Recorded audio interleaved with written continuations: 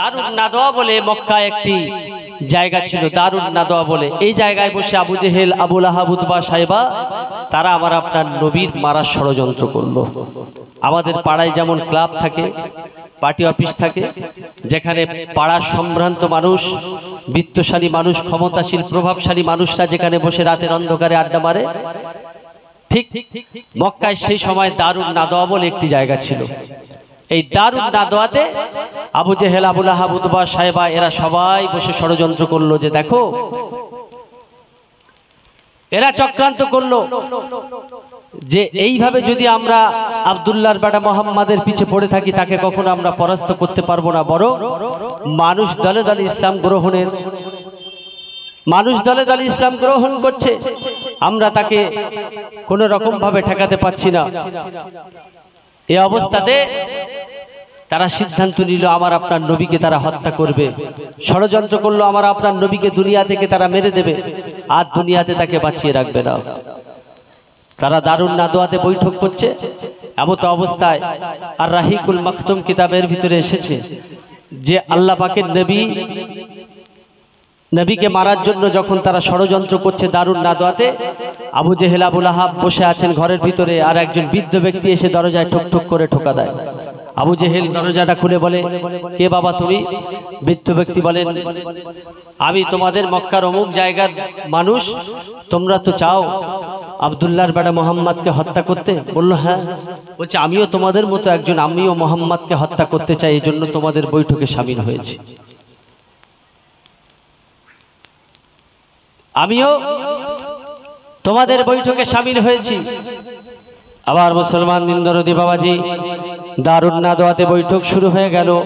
আবু জেহেল বলল, কে কেমন কার প্রস্তাব আছে, কিভাবে আব্দুল্লাহর বেটা মুহাম্মাদকে মারতে হবে বলো।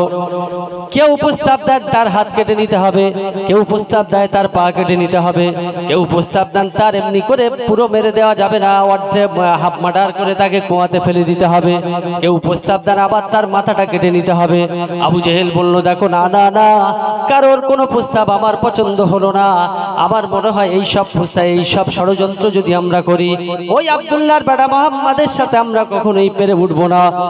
আমি আবু জাহাল, আমার মনে হয় তাকে যদি পরাস্ত করতে হয় আর এই পৃথিবী থেকে দিন ইসলামকে যদি আমরা মিটিয়ে দিতে চাই, একবারের জন্য তাকে দুনিয়া থেকে সরিয়ে দিতে হবে। ওই বৃদ্ধ ব্যক্তি তখন উঠে বলল, না না না, আমার আবু জাহালের কথাটা সবচাইতে গ্রহণযোগ্য বলে মনে হয়েছে। কিতাবের ভিতরে এসেছে দারুন নাদওয়াতে বৃদ্ধ ব্যক্তি, যে ব্যক্তিটি ঢুকেছিলেন তিনি এমন কেউ ছিলেন না, তিনি ছিলেন মিস্টার ইবলিস, শয়তান মানুষ রূপী সেজে দারুন নাদওয়াতে আবু জেহেলদেরকে এমনি করে আসওয়াসা ধোঁকা দিতে গিয়েছিলেন। শয়তান ইবলিস বলল, মানুষ রূপী ওই বৃদ্ধ ব্যক্তি বলল যে দেখো, আমার আবু জাহালের কথাটা সবচাইতে বেশি পছন্দ হয়েছে, তাকে মারাটা এত সহজ হবে না।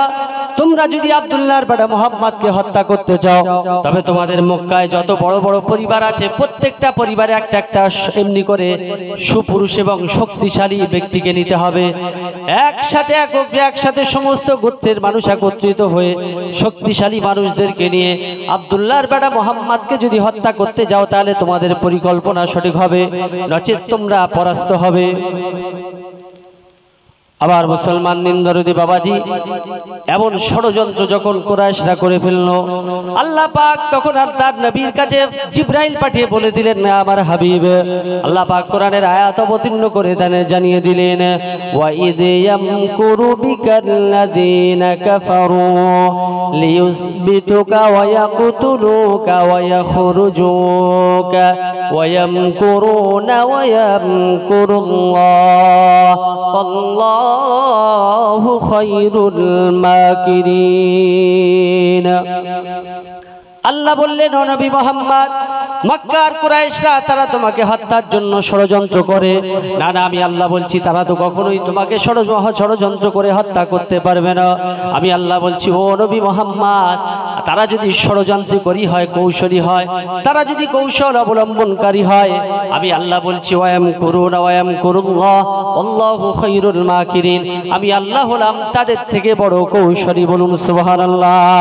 এরপরে নবীকে আল্লাহ জানিয়ে দিলেন, হাবিব না না না, তোমাকে আর মক্কাতে থাকা হবে না হাবিব। মক্কার মানুষেরা আপনাকে মারার জন্য ষড়যন্ত্র করে, তারা আপনাকে দুনিয়া থেকে মিটিয়ে দিতে চায়। আমার হাবিব, আমি আল্লাহ আপনাকে জানিয়ে দিচ্ছি ও নবী মুহাম্মদ, তোমাকে মক্কা থেকে মদিনায় হিজরত করতে হবে। হাবিব, আপনাকে মক্কা থেকে মদিনায় ফিরে চলে যেতে হবে, আর আপনার সাথে মক্কায় থাকা হবে না। আল্লাহ পাকের নবীর কাছে যখন সংবাদ চলে আসলো, আল্লাহ পাকের নবী হযরত আবু বকর রাদিয়াল্লাহু তাআলা আনহুর বাড়িতে দুপুরবেলা চলে গেলেন। আমার সাহাবী আবু বকর, আল্লাহ পাক আমাকে সংবাদ দিয়েছেন, ও আমার সাহাবী আবু বকর, না না না, আমার মাতৃভূমি, আমার জন্মভূমি মক্কায় আর আমার থাকা হবে না। মক্কার কুরাইশরা তারা ষড়যন্ত্র করে, আমি মুহাম্মদ, আমাকে তারা মেরে দেবে, তোমার নবীকে তারা শহীদ করে দেবে। না না, ও আমার সাহাবী আবু বকর, আমার আল্লাহ এখনই আমাকে নির্দেশ দিয়েছে, আমাকে মক্কা থেকে মদিনা হিজরত করতে হবে। আল্লাহর নবী সাহাবী বললেন, ইয়া রাসূলুল্লাহ, কি হাবিবাল্লাহ হুজুর, আমি আবু বকর কি আপনার হিজরতের সঙ্গী সাথী হতে পারি? আল্লাহর নবী বললেন, ইয়া রাসূল, ও আমার সাহাবী আবু বকর, অবশ্যই তুমি আমার হিজরতের সাথী, হিজরতের সঙ্গী। আল্লাহ পাকের নবী যখন এই কথা বললেন, হযরত আবু বকর রাদিয়াল্লাহু তাআলা আনহু না না, তিনি দুনিয়ার সমস্ত কাজকর্ম ছেড়ে দিয়ে গাঁঠিয়ে গুছিয়ে সুন্দরভাবে তিনি এমনি করে তার ঘরে দাঁড়িয়ে আছেন, কখন আল্লাহর নবী আসবেন মক্কা থেকে তিনি মদিনা হিজরত করবেন। এমত অবস্থা আমার আপনার নবী, রাত হয়ে গেল, আল্লাহ পাকের নবীর ঘরটা চতুর্দিক থেকে কুরাইশরা, আবু জেহেল, আবু লাহাব, উতবা, শাইবা তারা ঘিরে নিয়েছেন, আমার আপনার নবীকে শহীদ করে দেবেন। আল্লাহ পাক নির্দেশ দিলেন, হাবিব, আপনি রাতের শেষ তৃতীয়াংশে আপনি মক্কা থেকে মদিনা হিজরত করবেন। এমত অবস্থা আমার আপনার নবী এশার নামাজ সুসম্পূর্ণ করলেন। এশার নামাজ সুসম্পূর্ণ করার পরে তাহাজ্জুদের নামাজ পড়ে আল্লাহ নবী আল্লাহর কাছে হাত উত্তোলন করেছেন, আল্লাহ, মক্কা থেকে এই মদিনা হিজরতের রাস্তাকে আপনি আমার জন্য সহজ করে দেবেন। এমত অবস্থা আল্লাহ পাক যখন তাকে নির্দেশ দিলেন, আল্লাহ পাকের নবী হযরত আলী রাদিয়াল্লাহু তাআলা আনহুকে রাতের শেষ ভাগে তাহাজ্জুদের পরে আল্লাহ পাকের নবী সাহাবী হযরত আলী রাদিয়াল্লাহু তাআলা আনহু ডেকে বললেন, বাবা আলী, আমাকে মক্কার মানুষ তারা হত্যা করতে চায়, আমাকে আবু জেহেল, আবু লাহাব, উতবা, শাইবা তারা আমাকে ষড়যন্ত্র করে আমাকে হত্যা করতে চায়, মেরে দিতে চায়। আমার সাহাবী আলী, আমাকে আল্লাহ পাক নির্দেশ দিয়েছে মদিনায়, মক্কায় আর আমি থাকতে পারবো না, মক্কা থেকে আমাকে মদিনাতে হিজরত করতে হবে। আমার সাহাবী আলী, আমি আল্লাহ পাকের নবী বলছি, আমি যে জায়গায় শুয়ে ঘুমিয়ে থাকি, আমার এই বিছানার উপরে তুমি শুয়ে থাকবে, আর মদিনার মক্কার মানুষদের চোখে ধুলো দিয়ে আমার আল্লাহ আমাকে মক্কা থেকে মদিনায় পাঠিয়ে দেবেন। বলুন সুবহানাল্লাহ। আল্লাহ পাকের নবী রাসূলুল্লাহ সাহাবী হযরত আলী রাদিয়াল্লাহু তাআলা আনহুকে নিজের শোয়ার যে জায়গা, সে জায়গাটায় আলী রাদিয়াল্লাহু তাআলা আনহুকে শুইয়ে দিলেন। দেওয়ার পরে তার গায়ে একটা নীল চাদর মুড়ি দিয়ে দিলেন। আলী রাদিয়াল্লাহু তাআলা আনহু নবীর বিছানায় শুয়ে আছে নীল চাদর মুড়ি দিয়ে। এদিকে আল্লাহ পাকের নবীকে মারার জন্য তার ঘরটাকে চতুর্দিক থেকে মক্কার কুরাইশরা ঘিরে রেখেছে। আচ্ছা বাবাজিরা, আপনারা অমনোযোগী হবেন না, কথাবার্তা বলবেন না, আপনারা আগাছলে ভাবে কেন? হ্যাঁ, ওয়াজ শোনা নাকি চেঞ্জ করে দেবো? হ্যাঁ, শোনা থাকলে চেঞ্জ করে দিই, শিক্ষা আছে এর ভিতরে। উচ্চ আওয়াজে দরুদ শরীফ আল্লাহুম্মা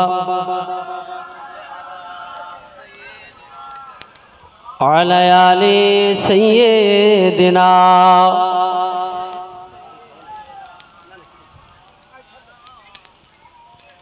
আবার মুসলমান নিন্দরদি বাবাজি, বিশ্বনবী তার বিছানাতে রাসূলুল্লাহ সাহাবী হযরত আলী রাদিয়াল্লাহু তাআলা আনহুকে শুইয়ে দিলেন।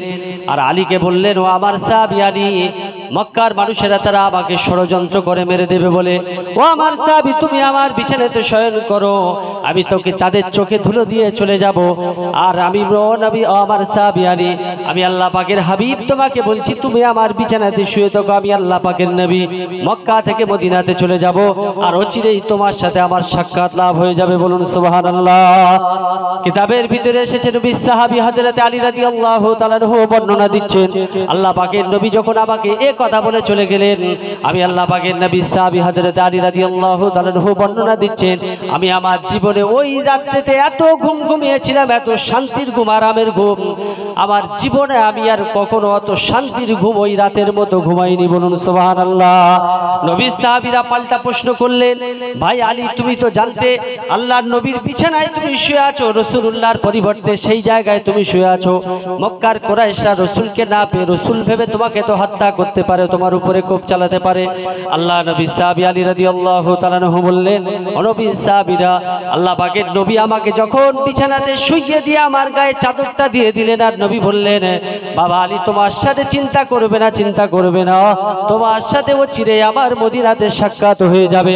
এজন্য নবী সাহাবীরা রাসূলুল্লাহ যখন আমাকে বলেছিলেন, না না, রাসূলুল্লাহ যখন আমাকে শুনিয়েছিলেন আমাকে ও চিরেই তার সাথে মদিনায় সাক্ষাৎ লাভ হয়ে যাবে, আমি তখন ভেবেছিলাম মক্কার কুরাইশরা কেন 10 জন 20 জন কেন, সারা পৃথিবীর মানুষ যদি আমি আলী আমাকে হত্যা করতে চায় তথাপিও আমাকে কেউ হত্যা করতে পারবে না যতক্ষণ না পর্যন্ত আবার নবীর সাথে আমার মদিনাতে সাক্ষাৎ হবে। বলুন সুবহানাল্লাহ। আলী বললেন, আমার যদি মৃত্যু থাকে, আমি ভেবে নিয়েছিলাম যে আমার যদি মৃত্যু থাকে মদিনায় রাসূলুল্লাহর সাথে সাক্ষাৎ হওয়ার পরে তারপরেই আমার মৃত্যু হবে, তার আগে কখনোই আবার মৃত্যু হবে না। এজন্য সেদিন আমি এত শান্তি এবং এত আরামের সাথে আমি ঘুমিয়েছিলাম। বলুন সুবহানাল্লাহ। এরপরে রাসূলুল্লাহ আলী রাদিয়াল্লাহু তাআলা আনহুকে ঘরে রেখে বাইরে চলে যাচ্ছে, মক্কার দিকে মদিনার দিকে তিনি গমন করবেন। সূরা ইয়াসিনের একটি আয়াত পেশ করলেন, ঘরের চতুর্দিকে দেখলেন যে মক্কার কুরাইশরা ঘিরে রেখেছে, আমার নবীকে মারবে, তারা হত্যা করবে, জি তারা আমার নবীকে শেষ করে দেবে, দ্বীন ইসলাম মিটিয়ে দেবে। আবার নবী পবিত্র কোরআনের পারা নম্বর 22 পৃষ্ঠা নম্বর 1 সূরার নাম সূরাতুল ইয়াসিন, আয়াত নম্বর হলো 9। সূরা ইয়াসিনের 9 নম্বর আয়াত পড়লেন, হাত থেকে এক মুঠো নিচে মাটি থেকে মাটি নিলেন হাতে করে, আর রাসূলুল্লাহ সূরা ইয়াসিনের 9 নম্বর আয়াত পেশ করলেন, ওয়া জাআলনা মিন বাইনি আইদিহিম সাদ্দাও ওয়া মিন খালফিহিম সাদ্দা ফাআগশাইনাহুম ফাহুম লা ইউবসিরুন। আবার আপনার নবী এই আয়াত পেশ করে হাতের মুঠোতে ফুঁক দিলেন, আর মক্কার কুরাইশদের লক্ষ্য করে তাদের দিকে মাটিটা ছুঁড়ে দিলেন। কিতাবের ভিতরে এসেছে, যেই না রাসূলুল্লাহ মক্কার কুরাইশদের দিকে লক্ষ্য করে হাতের মাটিটা ছুঁড়ে দিয়েছিলেন, তারা কেউ আর নবীকে দেখতে পাচ্ছেন না, সবাই চোখ কোসলাতে থাকেন, চোখে কোসলাতে থাকেন।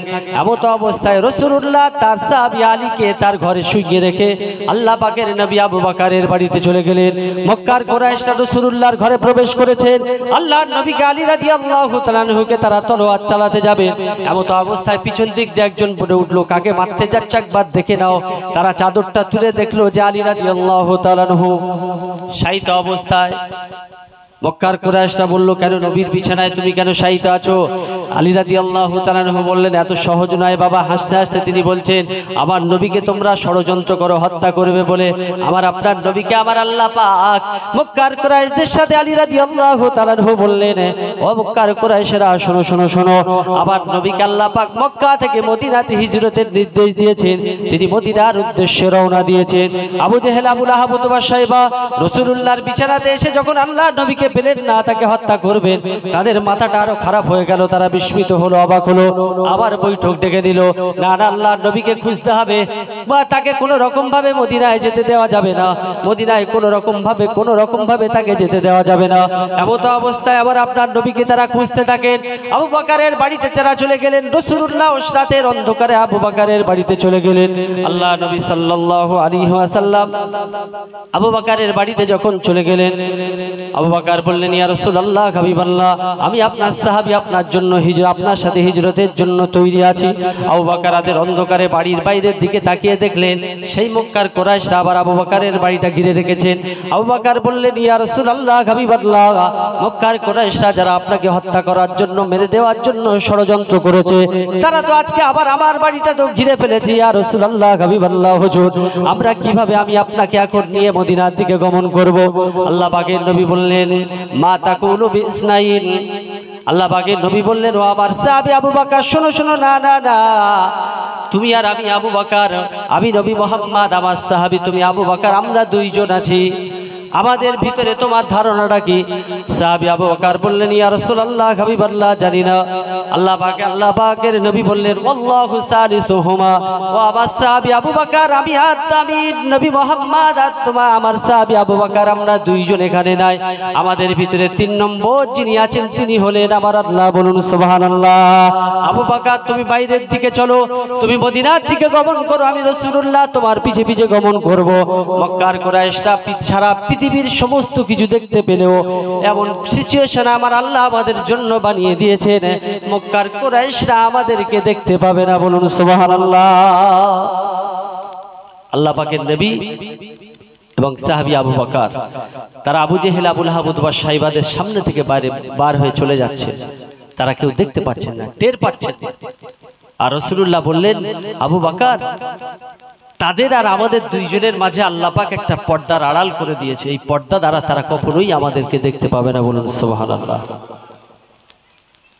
রাসূলুল্লাহ সাহাবীকে নিয়ে আল্লাহ পাকের নবী এবং সাহাবী আবু বকর রাদিয়াল্লাহু তাআলা মদিনার দিকে গমন করলেন।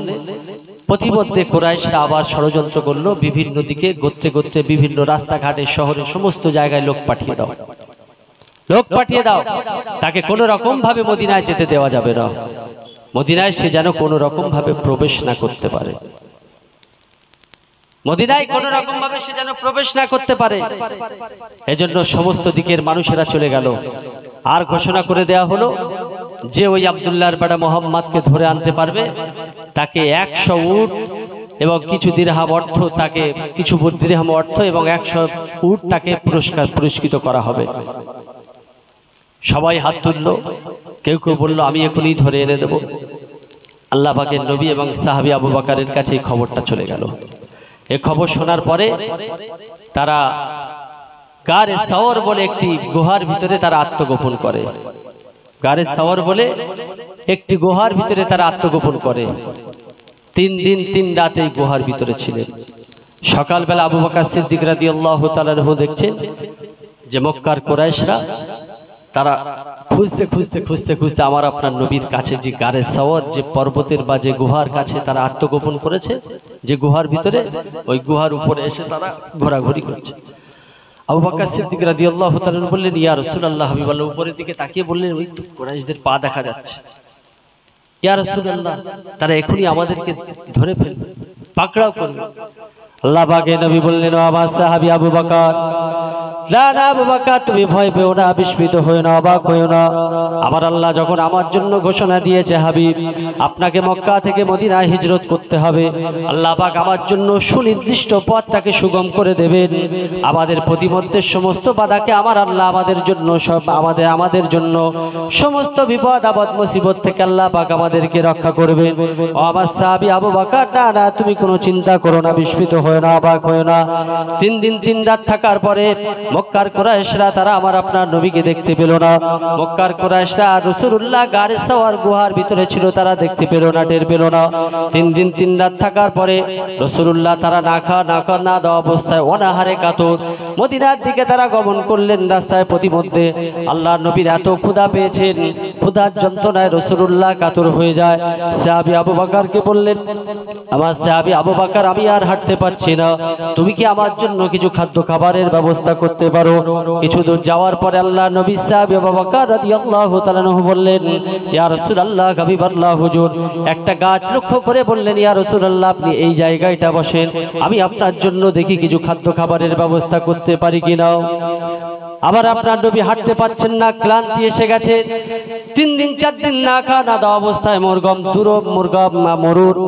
দুর্গম মরুভূমির রাস্তা পাড়ি দিয়ে উত্তপ্ত বালিয়ার এমনি করে সূর্যের তাপ সহ্য করে তিনি রাস্তা দিয়ে হেঁটে হেঁটে যাচ্ছেন, আর হাঁটতে পারছেন না, কোন রকম ভাবে তিনি গাছের গোড়ায় শুয়ে পড়লেন।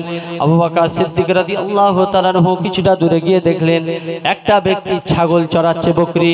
আবু বকর বললেন, ও ভাই, তোমার এই বকরির পলানে কি কিছু দুধ হবে? ব্যক্তি বললেন, হ্যাঁ, আমার এই বকরির কাছে দুধ আছে। আবু বকর সিদ্দিক রাদিয়াল্লাহু তাআলা আনহু বললেন, আমি কি তোমার এই দুধ দহন করতে পারি? ব্যক্তি বললেন, হ্যাঁ, আপনি দহন করতে পারেন। আবার আপনার নবীর জন্য তিনি একটা পাত্রে করে কিছুটা দুধ সংগ্রহ করে আবার আপনার নবীর জন্য তিনি আনলেন। আল্লাহ পাকের নবীর কাছে এসে দেখলেন আল্লাহ পাকের নবী এত ক্লান্ত হয়ে গেছেন, এত ক্লান্তিবোধ তার শরীরে এসেছে, রাসূলুল্লাহ ঘুমিয়ে পড়েছেন। আবু বকর সিদ্দিক আর তাকে জাগালেন না। তিনি বর্ণনা দিচ্ছেন, আমি আর রাসূলুল্লাহকে জাগালাম না। সন্ধ্যা অতিক্রান্ত হলো, আল্লাহ পাকের নবী ঘুম থেকে জাগ্রত হলেন। আমি রাসূলুল্লাহকে এমনি করে পাত্র সহ দুধটা দিলাম। আল্লাহ পাকের নবী পান করলেন, কিছুটা রাসূলুল্লাহ সুস্থ বোধ করলেন। আবার আমরা মদিনার দিকে গমন করলাম। মদিনার রাস্তা যেতে যেতে যেতে যেতে একদিন 2 দিন 3 দিন 4 দিন পার হয়ে যায়। আমরা হাঁটতে থাকি। আবার আল্লাহ পাকের নবীর এত ক্ষুধার যন্ত্রণায় কাতর হয়ে যায়, রাসূলুল্লাহ মাঝে মাঝে মাটিতে পড়ে যায়, রাস্তায় বসে পড়ে। আল্লাহ পাকের নবী আর হাঁটতে পারেন না। আবু বকর সিদ্দিক রাদিয়াল্লাহু তাআলা আনহু তিনি বর্ণনা দিচ্ছেন, কিছু দূর যাওয়ার পরে খুয়াজা গোত্রের ইবনে মামাদ বলে একটা মহিলার বাড়িতে আমরা বাড়ি দেখতে পেলাম। ওই মহিলার বাড়ি থেকে আল্লাহ পাকের নবী আমাকে নির্দেশ দিলেন, যাও তুমি ওই বাড়িতে গিয়ে কোনো খাদ্য খাবারের ব্যবস্থা করতে পারো কি দেখো, তাদের বাড়িতে কোনো খাদ্য খাবার আছে কি এটা তুমি একবার দেখো। আল্লাহ নবী সাহাবী আবু বকর রাদিয়াল্লাহু তাআলা আনহু তিনি বর্ণনা দিচ্ছেন, আমি আর নবী তাদের বাড়িতে গেলাম, গিয়ে দেখলাম একজন মহিলা আছে, কোনো পুরুষ মানুষ নাই। আমি গিয়ে বললাম, ও মহিলা, আপনার বাড়িতে দয়ার নবী বিশ্ব নবী মুহাম্মদ রাসূলুল্লাহ সাল্লাল্লাহু আলাইহি ওয়াসাল্লাম তিনি আপনার বাড়িতে এসেছেন। মহিলা বললেন, আমার স্বামীর মুখ থেকে আমি শুনেছি আমার এই রাস্তা দিয়ে আব্দুল্লাহর বেটা মুহাম্মদ বলে শেখ জামানের একজন নবী এই রাস্তা দিয়ে গমন করবে, তবে দয়ার নবী মুহাম্মদ রাসূলুল্লাহ তিনি আমার বাড়িতে আসবেন এটা আমি কখনো ভেবে উঠতে পারিনি। মহিলা এই বলে কাঁদতে থাকেন আর লজ্জিত হন। তিনি বলেন, আমি আপনাদের সামনে বড় লজ্জিত। আবু বকর সিদ্দিক রাদিয়াল্লাহু তাআলা আনহু বললেন, মহিলা কেন আপনি লজ্জিত বলেন? তিনি বললেন, ও নবী সাহাবী আবু বকর, শোনো শোনো শোনো, আল্লাহ আজকে দয়ার নবী শেষ জামানার নবী আখিরে জামানার নবী রাহমাতাল লিল আলামিন আমার বাড়িতে এসেছে। আজ বেশ কয়েকদিন যাবত আমরা না খাওয়া না দাওয়া অবস্থা, আমাদের বাড়িতে কোনো খাদ্য খাবার না থাকার কারণে আমরা অনাহারে দিন কাটাচ্ছি। আল্লাহ আজকে শেষ জামানার নবী আমার বাড়িতে এসেছে, তার জন্য আমি কিছু মেহমানদারির ব্যবস্থা করতে পারলাম না, এজন্য আমি আজকের বড় লজ্জিত, আমার চোখ থেকে পানি পড়ে। সাহাবী আবু বকর বললেন, মহিলা কেঁদো না, লজ্জিত হওয়া তোমার কোনো কারণ নাই। আল্লাহ নবীর কাছে এসে বললেন, ইয়া রাসূলুল্লাহ হাবিবাল্লাহ হুজুর, মহিলার বাড়িতে তাদের কাছেও কোনো খাদ্য খাবার নাই, তারা বেশ কিছুদিন অনাহারে আছে, তাদের বাড়িতে কোনো খাদ্য খাবার নাই, তাদের বাড়িতে কোনো পুরুষ মানুষ নাই। ইয়া রাসূলুল্লাহ, আল্লাহ নবী মহিলার বাড়িতে একটা বকরি দেখতে পেলেন। বকরিটা ছিল জীর্ণ শীর্ণ রোগাক্রান্ত বকরি। রাসূলুল্লাহ সাহাবীকে লক্ষ্য করে বললেন, আবু বকর তুমি ওই বকরিটা আমার কাছে নিয়ে এসো। মহিলা শুনে বললেন, ইয়া রাসূলুল্লাহ হাবিবাল্লাহ হুজুর, ওই বকরিটা এত জীর্ণ শীর্ণ এত রোগাক্রান্ত বকরি, তার কাছ থেকে আপনি কোনো দুধ বা কোনো খাদ্য খাবার পাবেন না। আল্লাহ নবী বললেন, সাহাবী আবু বকর বকরিটা তুমি আমার কাছে ধরে আনো। রাসূলুল্লাহ সাহাবী আবু বকর রাদিয়াল্লাহু তাআলা আনহু আল্লাহর নবীর কাছে এসে বকরিটা আনলেন আর রাসূলের সামনে শুইয়ে দিলেন। আল্লাহ পাকের নবী বকরিটা উপর করে শুইয়ে দিয়ে তার পলানে শাহাদাত আঙ্গুল সহ দুইটা হাত দিয়ে দুইটা আঙ্গুল দিলেন আর বিসমিল্লাহ বলে তিনি পলানে হাত দিলেন। আর মহিলাকে বললেন, যাও তুমি বাড়িতে গিয়ে দুইটা পাত্র আনো। দুইটা পাত্র মহিলা আনলেন। মহিলা দুইটা পাত্র আনার পরে আমার আপনার নবী বিসমিল্লাহ বলে যেই বকরির পলানে দুধ দিলেন, যে বকরির কোনো দুধ দেওয়ার কথা ছিল না, যে বকরির কোনো পলানে দুধ ছিল না, যে বকরিটা ছিল জীর্ণ শীর্ণ, আমার আপনার নবীর খাতিরে আমার আল্লাহ সঙ্গে সঙ্গে রাসূলুল্লাহর জন্য রাসূলুল্লাহর মর্যাদার কারণে আমার আল্লাহ সঙ্গে সঙ্গে ওই জীর্ণ শীর্ণ যে পলানে ওই জীর্ণ শীর্ণ বকরির পলানে আমার আল্লাহ দুধে ভরে দিলেন। বলুন সুবহানাল্লাহ। আল্লাহর নবী ওই দুধ দহন করলেন, একটা পাত্রে রাসূলুল্লাহ এবং তার সাহাবী আবু বকরকে পান করালেন, আর একটা পাত্রে তৃপ্তি ভরে তারা পান করলেন। রাসূলুল্লাহ তৃপ্তি ভরে দুধ পান করলেন, আবু বকর সিদ্দিক রাদিয়াল্লাহু তাআলা আনহুকে পান করালেন। এরপরে মহিলাকে ওই দুধ দিলেন একটা পাত্রে, বললেন তুমি খাও এবং তোমার স্বামী বাড়িতে ফিরলেও তুমি এই দুধটা তোমার স্বামীকে পান করাবে। বলুন সুবহানাল্লাহ। মহিলা রাতের অন্ধকারে বাড়িতে ফিরেছে, ফিরে এসে দেখছে স্ত্রী তার সামনে দুধ হাজির করেছে। স্বামী বলছে বাড়িতে তো কোনো খাদ্য খাবার ছিল না, তো দুধটা তুমি কোথায় পেলে, দুধটা কোথায় পেলে? তিনি বললেন শেষ জামানার নবী, আপনি বলেছিলেন যে শেষ জামানার নবী তিনি মক্কা থেকে মদিনা হিজরত করবেন, এই রাস্তা দিয়ে যাবেন। আজকের ভাগ্যক্রমে তিনি আমার বাড়িতে এসেছিলেন। বলুন সুবহানাল্লাহ। আর আমার ওই জীর্ণ শীর্ণ বকরির পলানে তিনি একবার হাত দিলেন বিসমিল্লাহ বলে, সঙ্গে সঙ্গে আল্লাহ আমার ওই জীর্ণ শীর্ণ বকরির পলানে দুধে ভরে দিলেন। তিনি পান করলেন, তার সাহাবীকে পান করালেন, আমাকেও পান করালেন। অবশিষ্ট দুধটা আপনার জন্য রেখে দিয়েছেন। বলুন সুবহানাল্লাহ। মহিলার স্বামী কথা শোনার পরে চিৎকার করে উঠে বললেন শেষ জামানার নবী আমার বাড়িতে এসেছেন। আমার বাড়িতে যে শীর্ণ শীর্ণ বকরি ছিল তার দুধে তার পালানে কোনো দুধ ছিল না, দুধ দেওয়ার তো কোনো কথা ছিল না। যে নবী সেই বকরির পালান থেকে দুধ আনতে পারে, যার কারণে সে নবী কখনো মিথ্যা হতে পারে না। অবশ্যই তিনি হলেন আখিরি জামানার নবী, শেষ নবী। তার খুঁজতে খুঁজতে এমনি করে মহিলার স্বামী বার হয়ে গেলেন। আব্দুল্লাহ ইবনে মাবাদ বলে ওই মহিলার স্বামী, তিনি বার হয়ে গেলেন আল্লাহর নবীর খোঁজে। না না, তিনি তো শেষ জামানার নবী, আখিরা জামানার নবী, শেষ নবীর পায়ে তিনি হলেন পয়গম্বর, তিনি হলেন শেষ জামানার নবী, তিনি সত্যিকারের রাসূল। তার হাতে হাত দিয়ে আমি কলমা পড়ে মুসলমান হয়ে যাব। আল্লাহ নবীকে ছটফট করতে করতে তিনি এমনি করে রাস্তায় বার হয়ে গেলেন। আমার আপনার নবীর খোঁজে বার হয়ে গিয়ে নবীর খোঁজ পেয়ে গেলেন। আল্লাহ রাসূলের কাছে গিয়ে বললেন ইয়া রাসূলুল্লাহ হাবিবাল্লাহ হুজুর, আমি আমার স্ত্রীর কাছ থেকে যে তথ্য এবং যে কথাগুলো শুনেছি, আমার মনে হয়েছে আপনি হলেন শেষ জামানার নবী, আপনি হলেন আখিরি জামানার নবী, আপনি হলেন শেষ নবী, আপনি অবশ্যই সত্যিকারের নবী। আমি আপনার উপরে ঈমান আনতে চাই, আপনি আমাকে এখনই কালমা পড়ে মুসলমান বানিয়ে নেন। বলুন সুবহানাল্লাহ। এভাবে রাস্তায় নবীর মক্কা থেকে মদিনা হিজরতের এই রাস্তায় আল্লাহ পাকের নবীর মুজিজা অলৌকিক এই ঘটনাগুলো দেখে দেখে দলে দলে মানুষ মুসলমান হচ্ছে, দলে দলে মানুষ মুসলমান হচ্ছে। এমন অবস্থায় নবী পাক সাল্লাল্লাহু আলাইহি ওয়াসাল্লাম মক্কা থেকে মদিনা হিজরতের পূর্বে, মদিনা হিজরতের পূর্বে আমার আপনার নবী তিনি মক্কা থাকা অবস্থায় বিভিন্ন জায়গায় বিভিন্ন গোত্রে গোত্রে বিভিন্ন দেশে দেশে পায়গাম পাঠিয়েছিলেন। চিঠি পত্রের মাধ্যমে তিনি রিসালাত এবং তাওহীদ একত্ববাদের ঘোষণা দিয়েছিলেন। এর ভিতরে আবিসিনিয়ার বাদশার কাছে একটা প্রতিনিধি গেল, সিরিয়া শাম প্রদেশে একটা প্রতিনিধি গেল, মদিনাতে একটা প্রতিনিধি গেল। মদিনাতে যে প্রতিনিধি গেল তাদের নেতা হলেন মুসাইব রাদিয়াল্লাহু তাআলা আনহু। আবিসিনিয়ার বাদশা নাজাশী, এই বাদশা নাজাশীর কাছে একটা প্রতিনিধি পাঠানো হলো, একটা মুসলমান জনগোষ্ঠীকে পাঠানো হলো। এদের প্রতিনিধিত্ব করেছিলেন রাসূলুল্লাহ চাচাতো ভাই জাফর বিন আবু তালিব রাদিয়াল্লাহু তাআলা আনহু। এমন ভাবে বিভিন্ন জায়গায় বিভিন্ন গোত্রে গোত্রে রাসূলুল্লাহ দিনের এই দাওয়াত এবং পয়গাম পৌঁছে দেওয়ার কাজ শুরু করলেন। রাসূলুল্লাহ সাহাবী জাফর বিন আবু তালেবকে যখন আল্লাহ পাকের নবী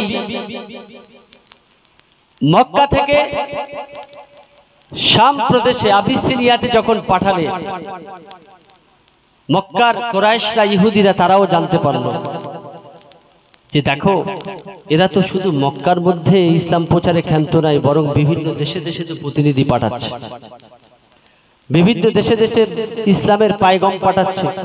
এটা তো বন্ধ করতে হবে। মক্কার দুইজন ইহুদি চলে গেল বাদশা নাজাশীর কাছে, আবিসিনিয়ার বাদশা নাজাশীর কাছে।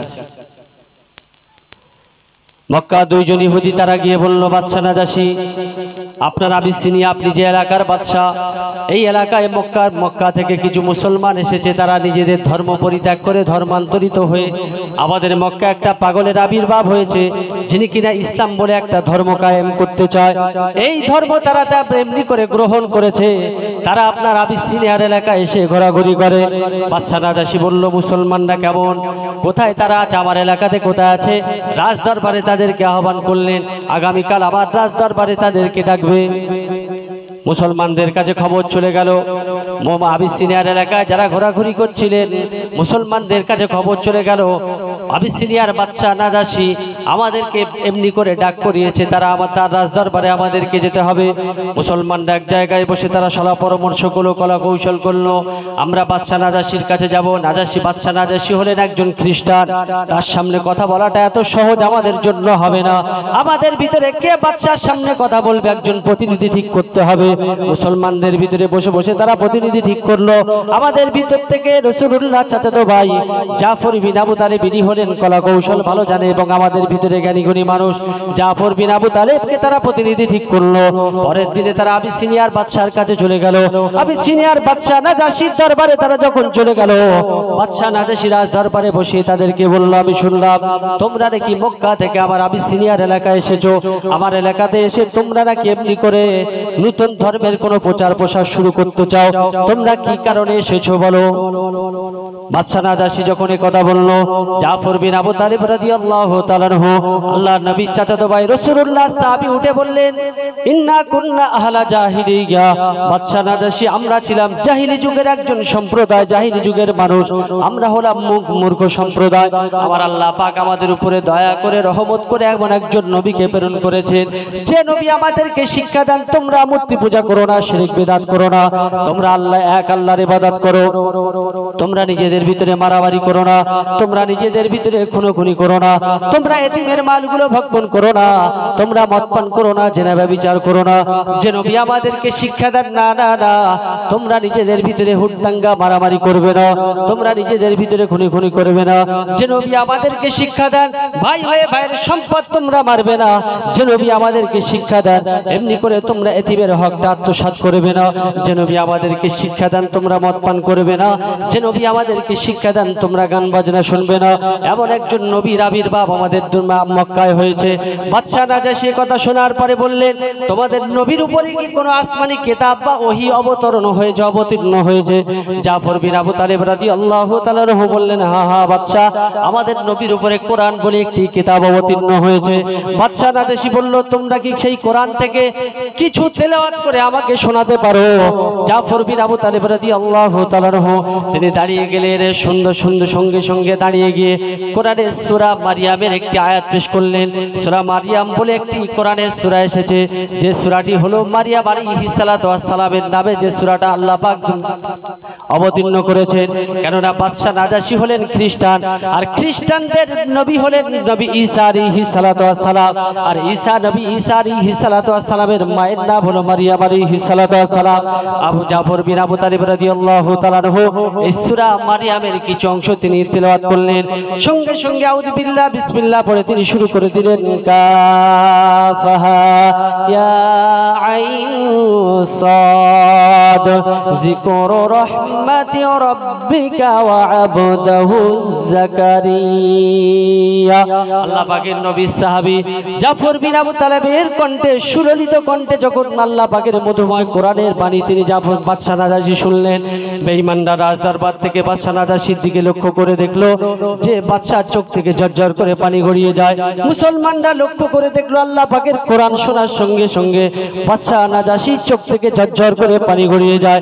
বাদশা নাজাশি মুসলমানদের দিকে লক্ষ্য করে কাঁদতে কাঁদতে তিনি বললেন, ও মুসলমানেরা, মক্কা থেকে তোমরা যারা এসেছো, আমি বাদশা আবিসিনিয়ার বাদশা, খ্রিস্টান বাদশা নাজাশি, আমি তোমাদের কাছে বলে দিলাম, আগামী কাল থেকে তোমরা আমার রাজ দরবার সহ আবিসিনিয়ার প্রতিটা এলাকায় ইসলামের পূর্ণাঙ্গ রূপ, ইসলামের দাওয়াত প্রচার প্রসার তোমরা চালিয়ে যাবে।